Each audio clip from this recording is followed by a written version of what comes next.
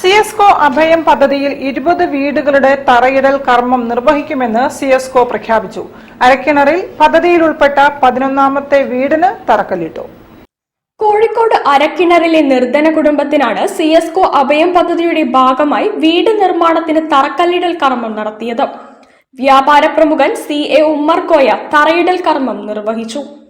സിദ്ദീഖ് പ്രസിഡന്റായ സമയത്താണ് ആദ്യമായിട്ട് പ്രഖ്യാപിച്ചത് 15 വീടുകൾ തറ.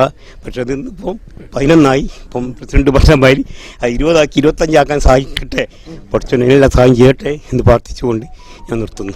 സിഎസ്കോ പ്രസിഡന്റ് CBV സിദ്ദീഖ് അധ്യക്ഷനായി. അഭയം പദ്ധതിയിൽ 20 വീടുകളുടെ തറയിടൽ നടത്തുമെന്ന് അദ്ദേഹം പ്രഖ്യാപിച്ചു. നിലവിൽ വിവിധ സംഘടനകളുടെ സഹകരണത്തോടെ 5 വീടുകളുടെ പണി പൂർത്തിയായതായി പ്രസിഡന്റ് CBV സിദ്ദീഖ് പറഞ്ഞു. General secretary MV Fazal Rahman, vice പ്രസിഡന്റുമാരായ K Naushad Ali, SM Salim, secretary CPM Sayyid Ahmed, Abhayam chairman Babu Kensa, convener PM Mehboob, BV Mamukkoya, PN Walid, Adam Kathiriyakam, PKV Abdul Aziz, PV Muhammad Yunus, KP Hasan Koya, M Hasan Koya, Imbichi Koya തുടങ്ങിയവർ സന്നിഹിതരായി. News bureau, Kozhikode. വാർത്തകളിൽ ഒരു ഇടവേള കൂടി.